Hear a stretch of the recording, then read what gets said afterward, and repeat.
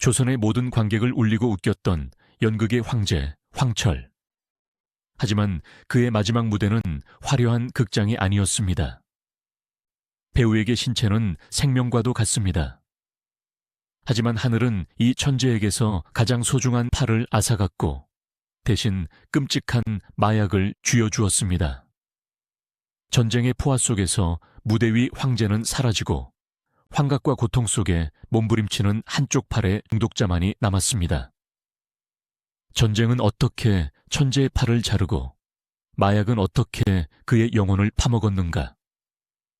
도대체 무엇이 이토록 찬란했던 별을 진흙탕 속으로 끌어내렸을까요? 그 비극의 뿌리를 찾기 위해서는 놀랍게도 그가 가장 눈부시게 빛나던 인생의 첫 페이지로 시간을 되돌려야 합니다. 황철의 삶은 시작부터 모순덩거리였습니다. 1912년 충청남도 청양에서 태어난 그는 소위 말하는 금수저를 물고 태어났습니다. 그의 부친은 구한말 군수를 지낸 고위 관료였습니다. 뼛속까지 양반 가문이었고 어린 황철은 남부러울 것 없는 유년 시절을 보냈습니다. 하지만 역사는 한 개인의 평온함을 용납하지 않았습니다. 일제 강점기가 깊어지면서 가세는 급격히 기울기 시작했습니다. 군수였던 아버지가 관직을 잃고 시대의 흐름에 적응하지 못하는 사이 집안의 재산은 썰물처럼 빠져나갔습니다. 비단 옷을 입던 도련님은 어느새 당장 내일의 끼니를 걱정해야 하는 처지가 되었습니다. 소년 황철에게 가난은 갑작스럽게 찾아온 손님이 아니라 피부처럼 들러붙어 떨어지지 않는 일상이 되었습니다. 하지만 이 몰락은 역설적으로 그에게 내재되어 있던 예술적 본능을 깨우는 계기가 됩니다. 배가 고팠던 소년은 돈을 벌기 위해 무엇이든 해야 했습니다. 그에게는 남다른 재주가 하나 있었는데 바로 그림이었습니다. 붓을 잡는 솜씨가 예사롭지 않았던 그는 간판 그림을 그리며 푼돈을 벌기 시작했습니다. 당시 상점의 간판이나 극장의 그림 간판을 그리는 일은 천한 일로 취급받았지만 몰락한 양반집 아들에게는 자존심보다 생존이 먼저였습니다. 그가 처음 연극이라는 세계를 접한 것도 바로 이 그림 때문이었습니다. 극장 간판을 그리러 드나들던 어두운 무대 뒤편. 그곳에서 그는 전혀 다른 세상을 목격합니다. 무대 위에서 울고 웃는 배우들, 그리고 그들의 몸짓 하나하나에 숨을 죽이고 반응하는 관객들의 열기. 그것은 잿빛 현실과는 다른 총천연색의 별천지였습니다. 현실에서는 밥 한 끼 제대로 먹지 못하는 비루한 인생일지라도 저 무대 위에서라면 왕이 될 수도 있고 영웅이 될 수도 있다는 사실이 소년의 심장을 세차게 두드렸습니다.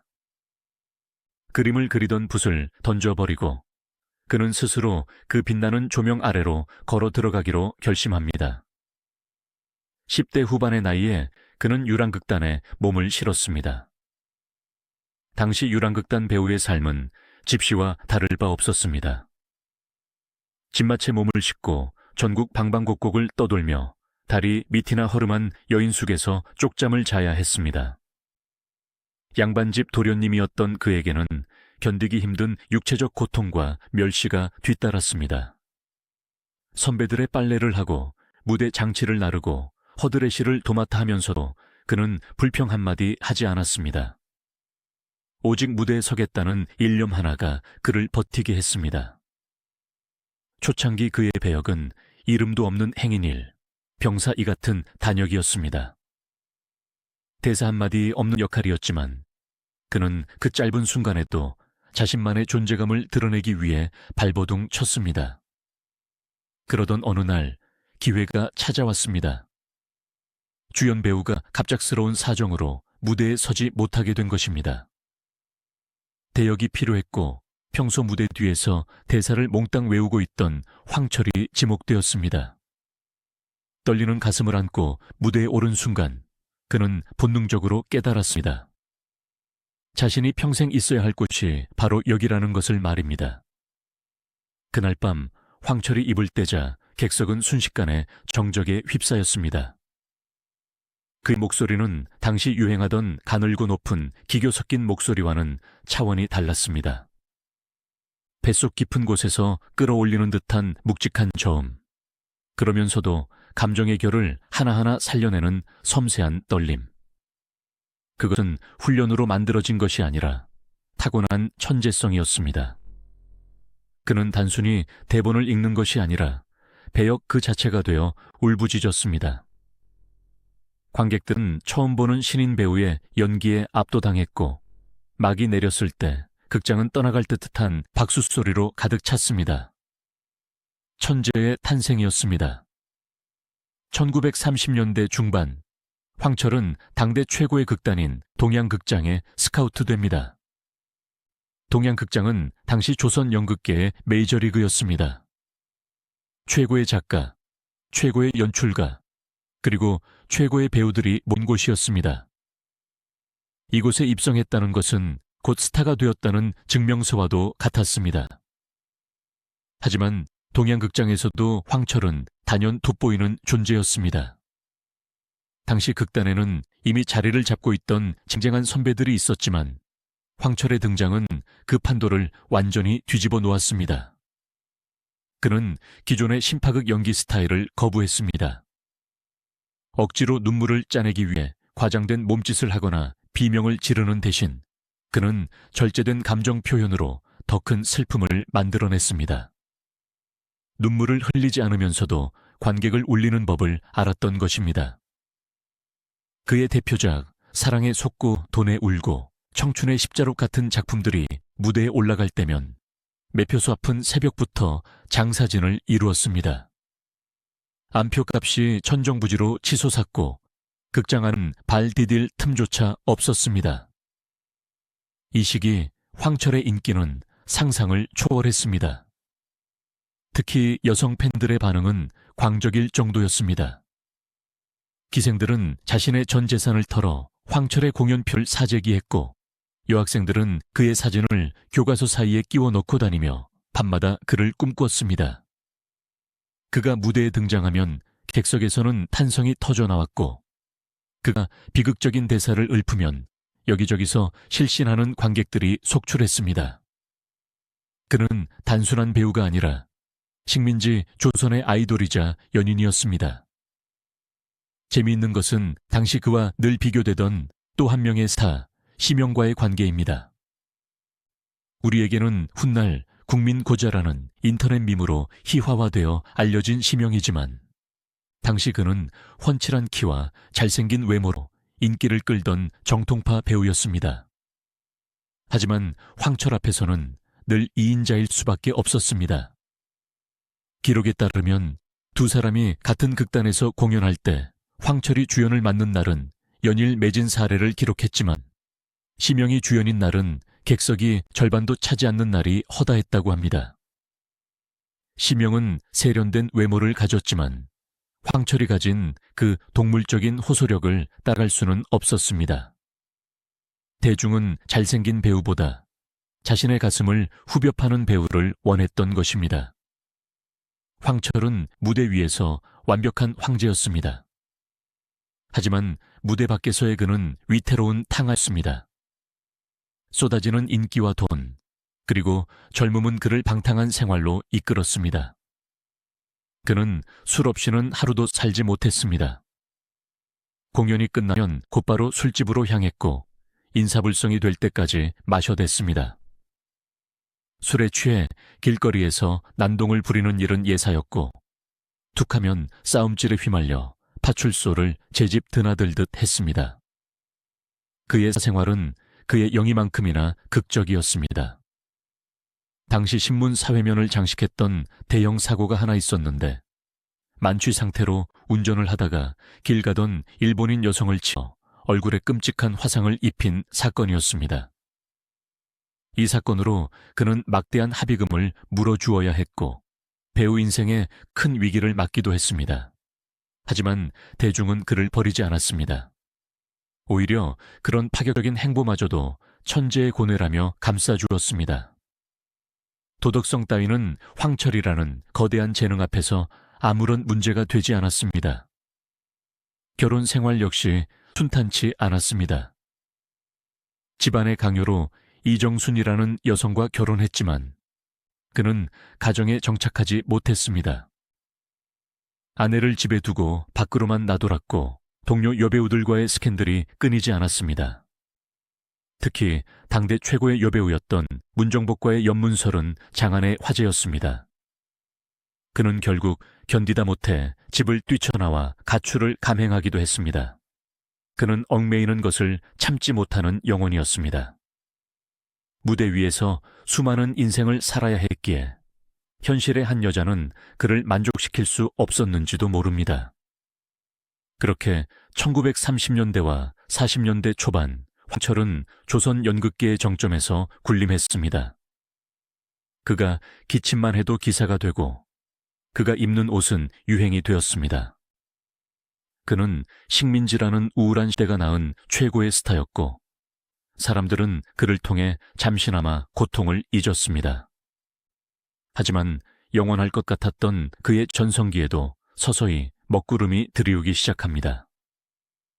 1945년 해방과 함께 찾아온 거대한 이념의 소용돌이 그리고 38선이라는 비극적인 분단선이 그의 운명을 기다리고 있었습니다. 1945년 8월 15일 한반도를 뒤덮었던 일장기가 내려가고 태극기가 물결치던 그날 황철은 경성의 거리 한복판에 서 있었습니다.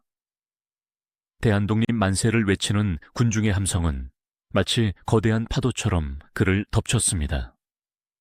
시민지의 서름, 억눌려왔던 예술론, 그리고 무대 뒤에서 삼켜야 했던 수많은 눈물들이 그 함성 속에 녹아내리는 듯 했습니다.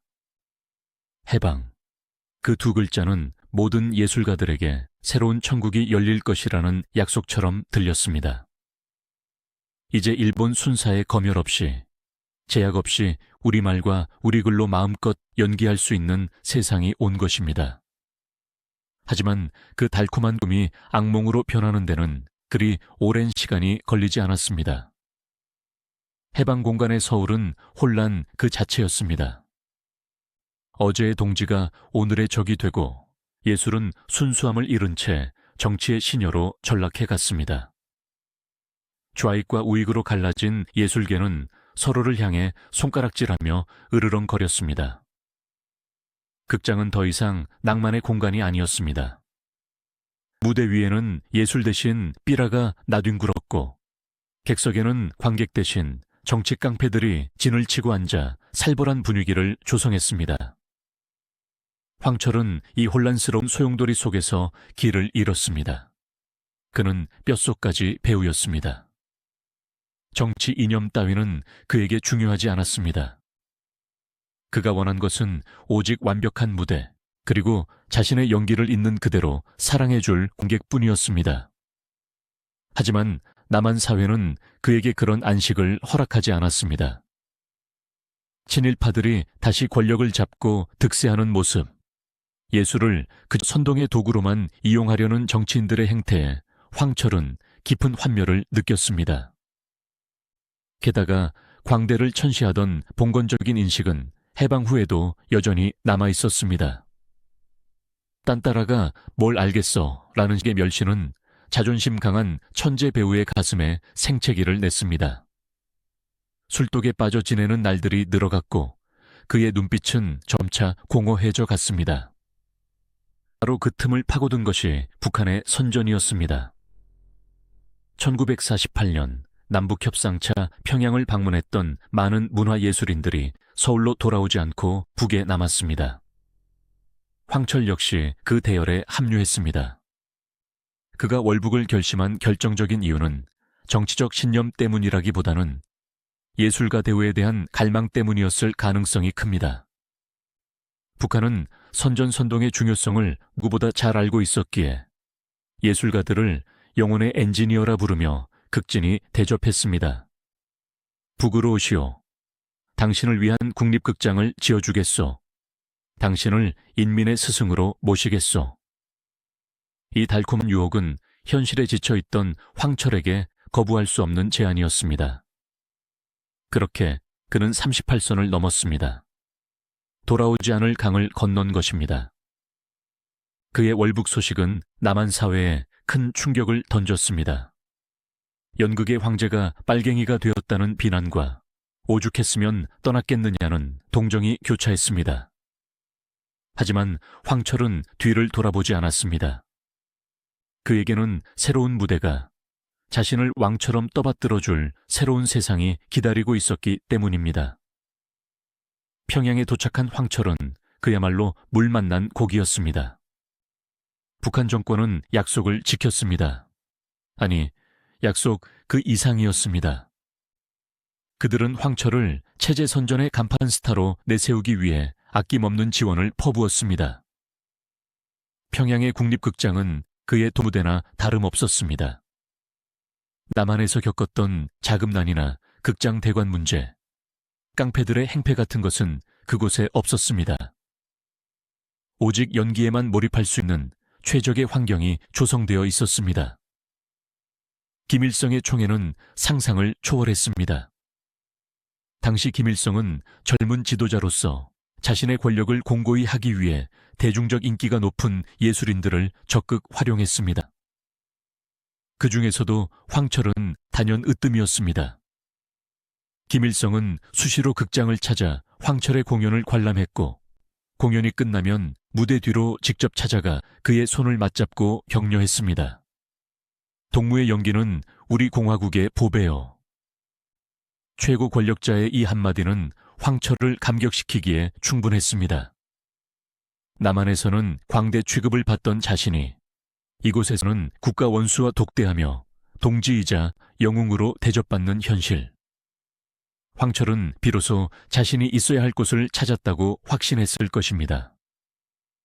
그의 위상은 날로 높아져만 갔습니다. 1955년 북한이 예술인에게 수여하는 최고의 명예인 인민배우 칭호를 제정했을 때 그 영광스러운 첫 번째 주인공은 당연히 황철이었습니다. 공훈배우 칭호는 물론이고 조국 통일상까지 받았습니다. 예술계뿐만 아니라 정치적으로도 성공 가도를 달렸습니다. 최고인민회의 대의원에 선출되어 의회에 진출했고 교육문화성 부상이라는 고위직에까지 올랐습니다. 또한 평양연극영화대학의 교원이 되어 후학들을 양성했습니다. 그는 자신이 직접 집필한 이라는 책을 통해 북한 연기 예술의 기틀을 다졌습니다. 이 책은 훗날 북한 배우들의 교과서이자 바이블이 되었습니다. 이 시기 황철의 삶은 완벽해 보였습니다. 무대 위에서는 관객들의 환호를, 무대 밖에서는 권력의 비호를 받으며 그는 제2의 전성기를 누렸습니다. 남한에 두고 온 가족이나 친구들에 대한 그리움이 가끔씩 가슴을 쳤겠지만 화려한 성공의 단맛은 그 모든 것을 잊게 만들기에 충분했습니다. 그는 북한 체제가 만들어낸 가장 성공적인 선전물이자 가장 빛나는 별이었습니다. 하지만 역사는 가장 높은 곳에 오른 자를 가장 깊은 나락으로 떨어뜨리기를 즐기는 법입니다. 1950년 6월 25일 한반도의 운명을 가르는 한국전쟁이 발발했습니다. 새벽에 고요를 찢는 포성과 함께 시작된 전쟁은 황철의 인생 또한 송두리째 뒤흔들어 놓았습니다. 전쟁이 터지자 북한 정권은 모든 예술가들을 총동원했습니다. 그들에게 예술은 총칼보다 날카로운 무기였습니다. 황철은 즉시 전선예술공작대의 대장으로 임명되었습니다. 그의 임무는 최전방을 돌며 인민군의 사기를 북돋우는 위문 공연을 하는 것이었습니다. 그는 군복을 입고 트럭에 올라탔습니다. 화려한 무대 의상 대신 흙먼지 묻은 군복을 입었지만 그의 목소리만큼은 여전히 쩌렁쩌렁했습니다. 낙동강 전선까지 밀고 내려가는 파죽지세의 인민군들 앞에서 그는 목이 터져라 연기하고 노래했습니다. 병사들은 그의 목소리에 고무되어 전장으로 뛰어들었고 황철은 자신의 연기가 승리에 기여하고 있다는 사실에 고무되었습니다. 그러나 전세는 곧 역전되었습니다. 인천 상륙작전으로 연합군이 허리를 끊고 들어오자 파죽지세였던 인민군은 도간의 쥐 신세가 되었습니다. 후퇴, 또 후퇴. 전선은 아비규환으로 변했습니다. 황철이 이끄는 예술공작대 역시 쫓기듯 북으로 이동해야 했습니다. 하지만 황철은 여전히 전선에 남아 병사들을 독려하라는 명령을 수행하고 있었습니다. 운명의 날, 그는 경기도 평택 부근을 지나고 있었습니다. 한여름의 뙤약볕이 내리쬐는 도로 위 황철과 동료 대원들을 태운 트럭은 뽀얀 먼지를 일으키며 달리고 있었습니다. 어디선가 들려오는 희미한 굉음. 처음에는 그저 멀리서 울리는 천둥소리인 줄 알았습니다. 하지만 그 소리는 순식간에 고막을 찢을 듯한 날카로운 소음으로 변해 머리 위로 쏟아졌습니다. 미 공군 전투기였습니다. 제공권을 장악한 미군기들은 도로 위를 움직이는 모든 물체를 적으로 간주하고 무차별 폭격을 가하고 있었습니다. 엎드려 공습이다. 누군가의 다급한 비명과 함께 트럭이 급정거했습니다. 하지만 너무 늦었습니다. 하늘에서 떨어진 죽음의 그림자가 트럭을 덮쳤습니다. 콱광, 거대한 폭발음과 함께 세상이 뒤집혔습니다. 화염이 치솟고 흙기둥이 솟아올랐습니다. 트럭에 타고 있던 사람들은 짐짝처럼 튕겨나갔습니다. 비명소리조차 화염 속에 삼켜져 버린 끔찍한 순간이었습니다. 얼마나 시간이 지났을까요? 자욱한 매연과 피비린내 속에서 황철은 힘겹게 눈을 떴습니다. 그는 먹먹해서 아무 소리도 들리지 않았고 온몸이 불타는 듯 뜨거웠습니다. 그는 본능적으로 몸을 일으키려 했습니다. 하지만 몸이 말을 듣지 않았습니다. 중심을 잡을 수가 없었습니다. 이상한 허전함이 오른쪽 어깨를 감싸고 있었습니다. 고개를 돌려 자신의 오른쪽을 바라본 순간 그는 자신의 눈을 의심했습니다. 써야 할 것이 없었습니다. 수없이 많은 무대에서 허공을 가르며 관객을 압도했던 그 우람하고 섬세했던 오른팔. 왕의 권위를 표현하고 여인의 뺨을 어루만지고 비통함에 가슴을 치던 그 연기의 도구가 어깨 밑으로 흔적도 없이 사라져버린 것입니다. 뼈가 하얗게 드러난 채 피가 분수처럼 솟구치고 있었습니다. 그것은 현실이라기보다는 지옥도에 가까운 풍경이었습니다. 이유와 그제야 찢어질 듯한 통증이 뇌를 강타했습니다. 그것은 육체의 고통이자 배우로서의 생명이 끝났음을 알리는 영혼의 비명이었습니다. 그는 피 묻은 흙바닥을 뒹굴며 울부짖었습니다.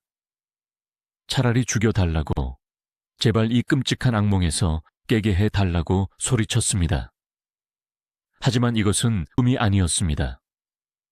천재 배우 황철, 연극의 황제라 불리던 사내의 날개가 처참하게 꺾여버린 순간이었습니다. 동료들이 그를 발견하고 달려왔을 때 그는 이미 피를 너무 많이 흘려 의식을 잃어가고 있었습니다. 급하게 지혈을 하고 그를 후송했지만 상황은 절망적이었습니다. 전쟁터의 열악한 야전병원에서 할 수 있는 것이라고는 덜렁거리는 살점을 잘라내고 상처를 꿰매는 것뿐이었습니다. 그는 목숨은 건졌습니다. 하지만 배우에게 팔 하나가 없다는 것, 그것은 살아있으되 죽은 것과 다름없는 선고였습니다. 평양으로 후송된 황철은 병상에 누워 하염없이 천장을 바라보았습니다. 창밖에서는 여전히 포성이 들려왔지만 그의 마음속 전쟁은 이미 끝난 것이나 다름없었습니다. 그는 자신의 텅 빈 소매를 바라보며 생각했습니다. 이제 나는 무엇인가? 팔 없는 배우를 누가 보러 올 것인가? 나는 이제 용도 폐기된 선전물에 불과한가? 절망은 깊은 늪처럼 그를 빨아들였습니다. 하지만 그가 몰랐던 것이 하나 있었습니다. 북한 정권에게, 그리고 김일성에게 그는 단순한 배우가 아니라 상징이었다는 사실입니다. 미제 승냥이의 폭격에 팔을 잃은 인민배우. 이것은 또 하나의 강력한 선전 스토리가 될 수 있었습니다. 김일성은 황철의 부상 소식을 듣고 대로했습니다. 그리고 즉시 특별 지시를 내렸습니다. 황철 동무를 살려내라. 무슨 수를 써서라도 다시 무대에 세워라. 이 지시는 황철의 운명을 또 한 번 뒤바꾸어 놓습니다. 그것은 구원이자 동시에 벗어날 수 없는 굴레의 시작이었습니다. 최고의 의료진이 그에게 붙여졌고 당시 공산권 국가 중 가장 선진적인 의료기술을 가지고 있던 동유럽 헝가리에 연락이 닿았습니다. 황철을 위한 세상에서 가장 정교하고 비싼 의술을 제작해 공수해 오라는 명령이 떨어졌습니다. 황철은 다시 일어설 수 있을까요? 의수라는 차가운 기계팔에 의지해 예전의 그 뜨거운 연기를 다시 보여줄 수 있을까요? 하지만 그가 감당해야 할 것은 단순히 연기의 기술적인 문제가 아니었습니다. 잘려나간 신경들이 만들어내는 끔찍한 고통, 밤마다 찾아오는 환상통이라는 악마가 그를 기다리고 있었습니다.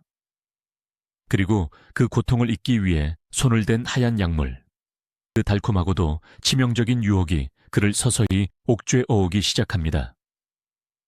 평양의 중앙병원 특별실, 창백한 형광등 불빛 아래 황철은 마치 부서진 인형처럼 누워 있었습니다. 소독약 냄새가 코를 찔렀지만 그의 코끝에는 여전히 평택의 그 도로 위에서 맡았던 매캐한 화약 냄새와 피비린내가 맴돌고 있었습니다. 오른쪽 어깨 아래로 느껴져야 할 무게감이 사라졌다는 사실은 눈을 뜰 때마다 그를 생경한 공포 속으로 몰아넣었습니다. 무대 위에서 세상을 호령하던 손, 연인의 얼굴을 감싸 쥐던 그 섬세한 손가락들이 이제는 이 세상 어디에도 존재하지 않는다는 사실. 그것은 육체의 상실을 넘어선 존재의 소멸과도 같았습니다. 그가 절망의 늪에서 허우적대고 있을 때 병실 문이 열리고 정장 차림의 당 간부들이 들이닥쳤습니다. 그들의 손에는 김일성의 친서와 함께 거대한 상자가 들려 있었습니다. 그것은 단순한 위문품이 아니었습니다. 헝가리 부다페스트에서 긴급 공수된 당시 공산권 최고의 의료기술이 집약된 특수 의수였습니다. 수령님께서 황철 동무의 팔 소식을 듣고 밤잠을 이루지 못하셨소. 이 의수는 동무가 다시 혁명의 무대에 서길 바라는 수령님의 뜨거운 사랑이요. 간부의 목소리는 엄숙했고 황철은 눈물을 흘렸습니다. 그것은 감격의 눈물이기도 했고 이제는 돌이킬 수 없는 운명에 묶여버렸다는 체념의 눈물이기도 했습니다. 수령이 직접 하사한 팔, 그것은 이제 그의 몸 일부가 되어야 했지만 동시에 그를 영원히 북한 체제의 선전도구로 묶어두는 족쇄와도 같았습니다. 의사는 조심스럽게 그의 잘려나간 어깨에 의수를 끼워 맞췄습니다. 차가운 금속과 가죽이 살갗에 닿는 순간 황철은 소스라치게 놀랐습니다. 그것은 너무나 차갑고 무겁고 무엇보다 죽어있는 것이었습니다. 살아 움직이던 혈관과 근육 대신 톱니바퀴와 스프링이 그 자리를 대신했습니다. 그는 거울 속 비친 자신의 모습을 바라보았습니다. 한쪽은 살아있는 인간, 다른 한쪽은 차가운 기계. 그 기괴한 부조화 속에서 연극 황제의 자존심은 산산조각이 났습니다. 하지만 그는 무너질 수 없었습니다. 아니, 무너지는 것이 허락되지 않았습니다.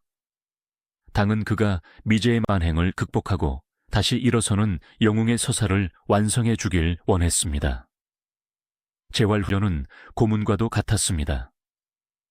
균형을 잃은 몸을 다시 세우고 감각 없는 기계팔을 마치 제 손인 양 자연스럽게 움직이는 연습을 하루에 수천 번씩 반복했습니다. 땀과 눈물이 범벅이 된 채 바닥을 구르면서도 그는 이를 악물었습니다. 배우로서의 본능, 무대에 다시 서고 싶다는 그 원초적인 욕망만이 그를 지탱하는 유일한 힘이었습니다. 드디어 복귀 무대가 정해졌습니다. 작품은 리순신 장군, 임진왜란 당시 나라를 구한 성웅 이순신 역이었습니다. 이는 매우 상징적인 배역이었습니다. 외세의 침략에 맞서 싸운 민족 영웅을 미군의 폭격에 팔을 잃은 인민 배우가 연기한다는 것. 이보다 완벽한 선전 시나리오는 없었습니다. 공연 당일 평양 국립극장은 터져나갈 듯한 인파로 가득 찼습니다. 김일성을 비롯한 당 고위 간부들이 맨 앞줄에 앉았고 수많은 평양 시민들이 숨을 죽이고 막이 오르기를 기다렸습니다. 무대 뒤 대기실, 황철은 떨리는 손으로 갑옷을 입었습니다. 오른쪽 소매 안으로 차가운 의수가 들어갔습니다. 그는 거울을 보며 표정을 굳혔습니다. 이제 그는 황철이 아니라 이순신이어야 했습니다. 막이 오르고 그가 무대 중앙으로 걸어 나갔습니다. 조명이 그를 비추자 객석에서는 우레와 같은 함성이 터져 나왔습니다. 황철, 황철, 그 이름을 연호하는 소리가 극장을 뒤흔들었습니다. 그는 오른팔을, 아니 의수를 들어올려 칼을 뽑는 신용을 했습니다. 수백 번 연습했던 동작. 관객들의 눈에는 그저 장군의 위험 있는 몸짓으로 보였을 것입니다. 하지만 갑옷 속에서 그의 잘려나간 어깨, 살은 쇠덩이와 마찰하며 끔찍한 비명을 지르고 있었습니다. 그날의 공연은 대성공이었습니다. 사람들은 의수를 끼고도 완벽한 연기를 펼친 그에게 불굴의 투사라며 찬사를 보냈습니다. 신문들은 앞다퉈 그의 복귀를 대서특필했고 그는 전쟁의 상처를 극복한 인간 승리의 표본이 되었습니다. 무대 위에서 쏟아지는 꽃다발과 박수갈채. 그것은 마약처럼 달콤했습니다. 그 순간만큼은 자신이 장애인이라는 사실을, 팔을 잃은 불구자라는 사실을 잊을 수 있었습니다. 그러나 화려한 조명이 꺼지고 모두가 떠나간 텅 빈 대기실에 홀로 남겨졌을 때 진짜 지옥이 입을 벌리고 그를 기다리고 있었습니다. 갑옷을 벗고 의수를 풀어내자 붉게 짓무른 상처가 드러났습니다.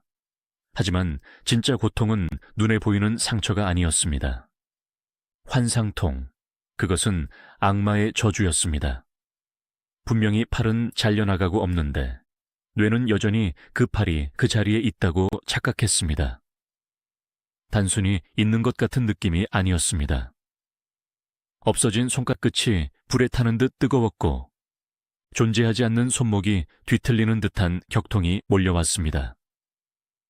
마치 보이지 않는 유령이 잘려나간 팔을 쇠망치로 내려치고 날카로운 송곳으로 신경 하나하나를 찌르는 것 같았습니다. 끄악. 황철은 아무도 없는 대기실 바닥을 뒹굴며 신음했습니다. 없는 팔을 부여잡으려 허공을 휘젓는 왼손이 애처로웠습니다. 긁을 수도 주무를 수도 없는 고통. 차라리 팔이 붙어 있다면 잘라버리고 싶을 만큼 존재하지 않는 부위에서 오는 고통은 사람을 미치게 만들었습니다. 뼛속을 파고드는 이 끔찍한 통증 앞에서는 인민배우의 체면도 영웅의 자존심도 아무런 소용이 없었습니다. 그는 그저 고통에 몸부림치는 한 마리 짐승일 뿐이었습니다. 의료진을 불렀지만 소용없었습니다. 의사들은 난감한 표정으로 고개를 저었습니다. 상처 부위는 깨끗합니다. 염증도 없고 아무런 이상이 없습니다. 이것은 뇌가 만들어내는 착각입니다. 의학적으로는 아무 문제가 없다는 말. 그것이 더 그를 절망케 했습니다. 나만 느끼는 고통, 남들에게는 보이지 않는 지옥. 그는 점차 고립되어 갔습니다. 밤이 되면 고통은 더 심해졌습니다. 잠을 자려 눈을 감으면 고통이 그를 흔들어 깨웠습니다. 며칠 밤을 눈으로 지사으며 그는 서서히 말라갔습니다. 그때 누군가 그에게 작은 앰플 하나를 건넸습니다. 이걸 맞으면 좀 나아질 겁니다. 아주 강력한 진통제지요. 전쟁 중이라 구하기 힘들다는 그 약, 바로 모르핀이었습니다. 너무나 고통스러웠던 황철은 주저없이 팔을 내밀었습니다. 주삿바늘이 혈관을 뚫고 들어오자 거짓말처럼 고통이 사라졌습니다. 불에 타던 손끝이 시원해지고 뒤틀리던 뼈마디가 부드럽게 풀리는 느낌. 그것은 단순한 통증의 완화가 아니었습니다. 구름 위를 걷는 듯한 몽롱한 행복감이 그를 감쌌습니다. 오랜만에 찾아온 평화였습니다. 그는 그날 밤 깊은 잠에 들 수 있었습니다. 다음 날 아침 그는 다시 떠난 것 같은 기분으로 눈을 떴습니다. 이것만 있으면 된다. 이 약만 있으면 나는 다시 황철로 살 수 있다. 그는 그렇게 믿었습니다. 하지만 그는 알지 못했습니다. 그 약이 주는 평화가 영혼을 담보로 하는 끔찍한 거래였다는 사실을 말입니다. 처음에는 공연이 끝나고 너무 힘들 때 한 번씩 맞았습니다. 하지만 환상통은 점점 더 교묘하고 집요하게 그를 괴롭혔습니다. 공연 전 긴장감과 함께 찾아오는 통증을 누르기 위해 주사를 맞아야 했습니다. 리허설 도중에도 참을 수 없는 고통이 밀려오면 화장실로 달려가 떨리는 손으로 앰플을 땄습니다. 주사 횟수는 점점 늘어났고 약효가 지속되는 시간은 점점 짧아졌습니다. 어느새 그는 약 없이는 무대에 설 수 없는 몸이 되어버렸습니다. 관객들이 보는 황철은 강인한 의지의 화신이었지만 무대 뒤의 황철은 약물에 절어있는 나약한 중독자였습니다. 그는 이 이중적인 삶을 철저히 숨겨야 했습니다. 민의 영웅이 마약 중독자라는 사실이 알려지면 그가 쌓아 올린 모든 영광은 한순간에 무너져 내릴 것이 뻔했습니다. 그는 비밀을 지키기 위해 더욱더 완벽한 연기를 펼쳐야 했고 그 압박감은 다시 그를 약물로 내몰았습니다. 그의 주변 사람들도 서서히 이상한 낌새를 눈치채기 시작했습니다. 항상 멍한 눈빛, 이유 없이 흘리는 식은땀, 감정 기복이 심해져 갑자기 화를 내거나 울음을 터뜨리는 모습. 하지만 누구도 감히 인민 배우에게, 김일성의 총애를 받는 그에게 의혹을 제기할 수는 없었습니다. 그는 권력이라는 보호막 안에서 서서히 썩어가고 있었습니다. 시간이 흐르면서 그의 몸은 눈에 띄게 야위어 갔습니다. 풍채 좋던 옛 모습은 온데간데 없고 볼은 움푹 패고 눈 밑은 검게 죽어갔습니다. 사람들은 그가 전쟁의 후유증과 과로 때문에 고생한다고 생각했습니다. 그 말이 틀린 것은 아니었습니다. 하지만 그 후유증의 실체는 훨씬 더 추악하고 비참한 것이었습니다. 어느 날 밤 공연을 마친 그는 대기실 거울 앞에 앉아 자신의 얼굴을 들여다보았습니다. 거울 속 사내는 그가 알던 황철이 아니었습니다. 초점 없는 눈동자, 떨리는 입술. 그것은 화려한 껍데기만 남은 유령이었습니다. 그는 책상 위에 놓인 빈 약병들을 바라보며 오열했습니다. 내가 어쩌다 이렇게 되었나? 나는 배우인가?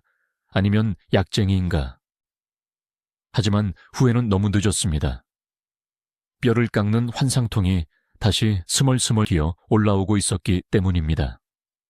그는 눈물을 닦을 새도 없이 다시 떨리는 손으로 주사기를 찾았습니다. 살기 위해, 아니 고통을 잠시 잊기 위해 그는 스스로를 파괴하는 길을 선택할 수밖에 없었습니다. 그렇게 황철은 빛나는 무대 뒤 아무도 모르는 어둠 속으로 깊이, 더 깊이 침몰하고 있었습니다. 그리고 이 비극적인 비밀은 예상치 못한 순간에 서서히 그 실체를 드러내며 그의 숨통을 조여오기 시작합니다. 그가 쌓아 올린 허상의 탑이 흔들리기 시작한 것입니다. 1500년대 중반 평양의 거리는 전후 복구 사업으로 활기찼습니다. 무너진 건물들이 다시 세워지고 거리마다 천리마 운동을 독려하는 붉은 구호들이 나부꼈습니다. 그 재건의 한가운데 북한 체제의 우월성을 선전하는 가장 빛난 아이콘으로 황철이 서 있었습니다. 그는 단순한 배우가 아니었습니다. 미제의 폭격으로 팔을 잃었으나 불굴의 의지로 다시 일어선 인간 승리의 표본이자 공화국이 사랑하는 영웅이었습니다. 노동신문은 연일 그의 연기혼을 찬양했고 그가 출연하는 영화와 연극은 인민들의 사상 무장을 위한 필수 교양 자료가 되었습니다. 하지만 영웅의 동상이 높게 세워질수록 그 그림자는 짙고 어두워지는 법입니다. 대중이 우러러보는 단상의 뒷면, 그 누구의 시선도 닿지 않는 은밀한 곳에서 황철은 서서히 무너져 내리고 있었습니다. 그를 지탱하던 약물, 모르핀은 처음에는 구원자였으나 이제는 그를 집어삼키는 포식자가 되어 있었습니다. 약물의 내성은 무서운 속도로 찾아왔습니다. 처음에는 작은 앰플 하나로도 밤새 편안히 잠들 수 있었지만 이제는 2개, 3개를 주사해도 고통은 쉽게 가라앉지 않았습니다. 환상통은 악마처럼 집요했습니다. 약 기운이 떨어지는 순간 덮쳐오는 끔찍한 고통은 인민배우라는 체면마저 잊게 만들며 그의 이성을 완전히 마비시켰습니다. 약을 줘. 어서. 점잖고 카리스마 넘치던 인민배우의 모습은 온데간데 없었습니다. 금단 증상이 찾아오면 그는 짐승처럼 울부짖으며 식은땀을 흘렸습니다. 그의 주치의와 최측근들은 이 참혹한 광경을 지켜보며 공포에 떨었습니다. 하지만 그 누구도 이 사실을 밖으로 발설할 수 없었습니다. 천리마 기수 황철이 마약 중독자라는 사실은 곧 북한 체제의 도덕성에 흠집을 내는 중대한 반역행위나 다름없었기 때문입니다. 그들은 침묵의 카르텔을 형성하여 영웅의 타락을 감추기에 급급했습니다. 황철 역시 자신의 상태를 뼈저리게 알고 있었습니다. 거울 속에 비친 자신의 모습은 하루가 다르게 흉물스럽게 변해가고 있었습니다. 눈 밑은 퀭하게 들어갔고 피부는 생기를 잃어 푸석거렸으며 손끝은 쉼없이 떨렸습니다. 한때 그를 연극의 황제로 만들었던 그 우렁차고 윤기 있던 목소리마저 약물에 절어 거칠게 갈라지기 시작했습니다. 그는 자신이 썩어가고 있다는 것을 느꼈습니다. 하지만 멈출 수가 없었습니다. 멈추는 순간 찾아올 고통이 두려웠고 무엇보다 무대에 서지 못하는 자신이 두려웠습니다. 그에게 무대는 생명이었지만 동시에 그를 죽음으로 몰아가는 형장이기도 했습니다. 그는 살기 위해 연기했고 연기하기 위해 주사를 맞았습니다. 이 기괴한 순환고리는 그의 영혼을 갉아먹었습니다. 무대 위에서의 영인은 더욱 처절해졌습니다. 관객들은 그의 연기가 깊어졌다고 찬사를 보냈습니다. 비극적인 주인공을 연기하며 흘리는 그의 눈물, 고통에 일그러지는 그의 표정은 연기가 아니라 실체였습니다. 그는 배역의 슬픔을 연기한 것이 아니라 자신의 고통을 토해내고 있었던 것입니다. 이순신 장군이 적탄을 맞고 쓰러지며 고통스러워하는 장면에서 관객들은 전율을 느꼈지만 사실 황철은 끊어질 듯한 환상통과 싸우며 진짜 비명을 지르고 있었던 것입니다. 그것은 예술의 승화가 아니라 생존을 위한 몸부림이었습니다. 1500년대 후반으로 접어들면서 그의 건강 악화는 숨길 수 없는 지경에 이르렀습니다. 대사를 까먹는 일이 잦아졌습니다. 한 번 본 대본은 사진을 찍듯 외워버리던 천재 배우에게는 있을 수 없는 일이었습니다. 리허설 도중 현기증을 일으키며 쓰러지는 일도 빈번해졌습니다. 그때마다 당국은 전쟁 부상의 후유증이라며 둘러댔고 김일성은 그에게 산삼과 녹용 같은 귀한 보약을 하사하며 격려했습니다. 하지만 이미 망가질 대로 망가진 그의 몸의 보약은 아무런 소용이 없었습니다. 그에게 필요한 것은 휴식과 재활 치료였지만 체제는 영웅의 휴식을 허락하지 않았습니다. 그는 죽을 때까지 달려야 하는 경주마였습니다. 가장 비극적인 것은 그의 고독이었습니다. 평양의 고급 아파트, 김일성이 선물한 벤츠 승용차, 가슴에 달린 번쩍이는 훈장들. 남들이 부러워하는 모든 것을 가졌지만 그는 철저히 혼자였습니다. 나만의 두고 온 가족에 대한 그리움은 금기였기에 입 밖으로 낼 수 없었고, 현재의 고통은 약점이었기에 누구에게도 털어놓을 수 없었습니다.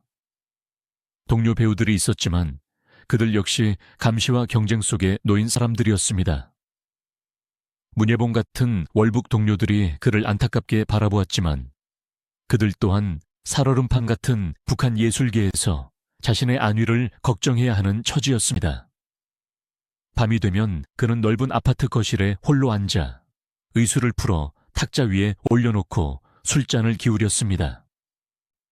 한쪽 팔이 없는 자신의 기형적인 그림자가 벽에 일렁거렸습니다. 술과 약물, 그리고 고통이 뒤섞인 몽롱한 의식 속에서 그는 가끔 환청을 들었습니다. 1930년대 경성의 종로거리, 자신을 향해 환호하던 소녀들 웃음소리, 동양극장의 낡은 나무 바닥이 삐걱거리는 소리, 그리고 라이벌 시명과 나누던 농담들. 돌아갈 수 없는 시절의 기억들이 유령처럼 그를 괴롭혔습니다. 나는 여기서 무엇을 하고 있는가? 나는 배우인가? 아니면 박제된 인형인가?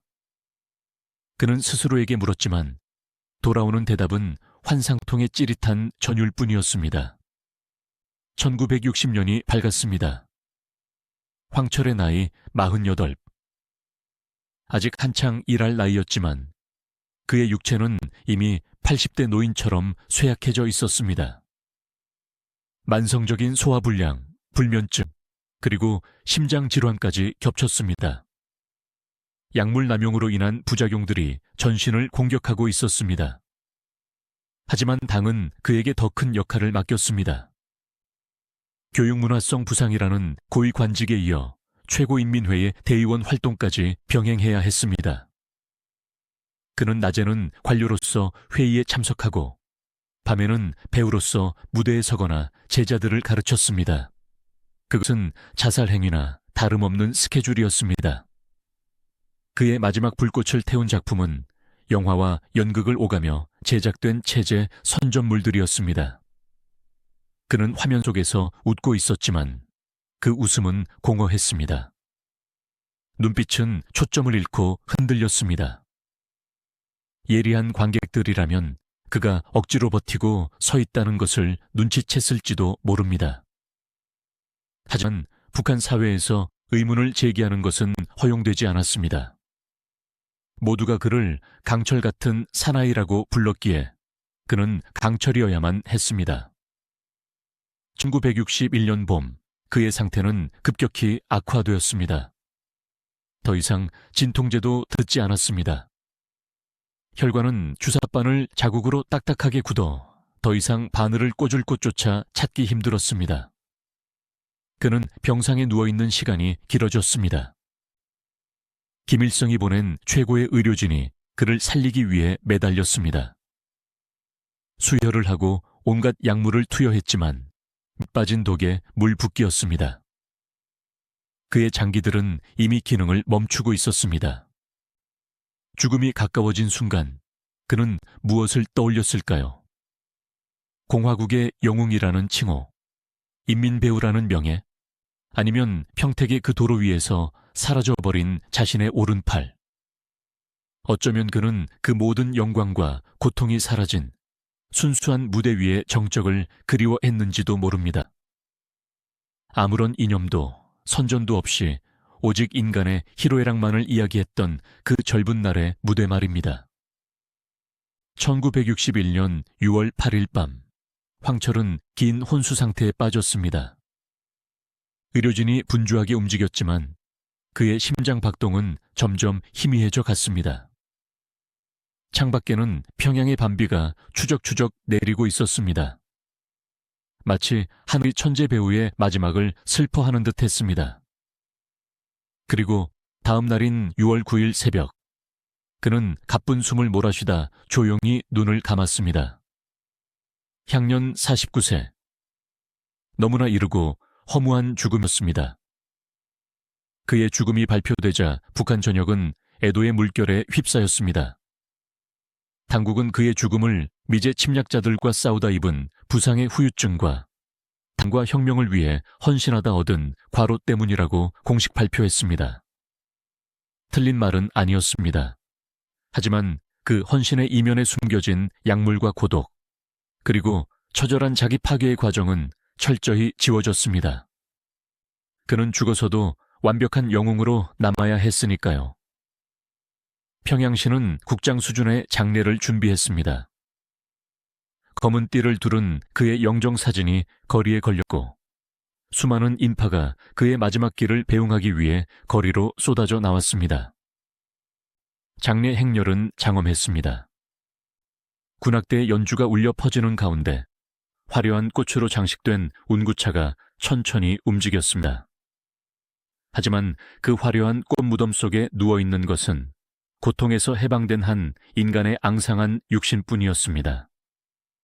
그는 평양 신밀히 애국 열사릉에 안장되었습니다. 그의 묘비에는 공화국 영웅 칭호와 각종 훈장 내역이 화려하게 새겨졌습니다. 지금도 북한에서는 그를 전설적인 배우로 추앙하며 그의 영의법을 가르치고 있습니다. 하지만 그 차가운 비석 아래 잠든 황철은 이제야 비로소 환상통 없는 세상에서 편안히 잠들었을까요? 황철의 삶은 우리에게 많은 질문을 던집니다. 식민지 시대의 혜성 같은 등장, 해방 공간에서의 선택, 그리고 전쟁과 분단이라는 거대한 역사의 파도 속에서 부서져버린 개인의 운명. 그는 분명 시대를 대표하는 천재였으나 시대를 잘못 만난 비운의 주인공이기도 했습니다. 그의 영희는 거짓이 아니었으나 그의 삶은 거대한 연극 세트장 속에 갇힌 비극이었습니다. 우리는 흔히 역사를 승자와 패자, 혹은 영웅과 악당으로 나누어 기억합니다. 하지만 황철의 이야기는 그 이분법으로 설명할 수 없는 인간 존재의 연약함과 슬픔을 보여줍니다. 그는 남한에서는 변절자로, 북한에서는 영웅으로 불리지만 그 껍데기를 벗겨내면 그저 잃어버린 팔을 그리워하며 밤새 고통에 몸부림쳤던 한 명의 나약한 인간이 있을 뿐입니다. 화려했던 조명이 꺼지고 관객들이 모두 떠난 텅 빈 극장에 홀로 남겨진 배우의 뒷모습. 그것이 바로 우리가 기억해야 할 황철의 진짜 얼굴이 아닐까요? 그의 육신은 흙으로 돌아갔지만 그가 남긴 비극적인 생애는 분단된 한반도의 역사 속에 영원히 지워지지 않는 상처로 남았습니다. 한때 조선의 마음을 훔쳤던 목소리, 이제는 역사 속의 침묵으로 남은 남자. 황철의 이야기는 여기서 끝을 맺습니다. 하지만 그가 남긴 긴 여운은 흑백 사진 속 그의 쓸쓸한 미소처럼 오랫동안 우리 곁을 맴돌 것입니다.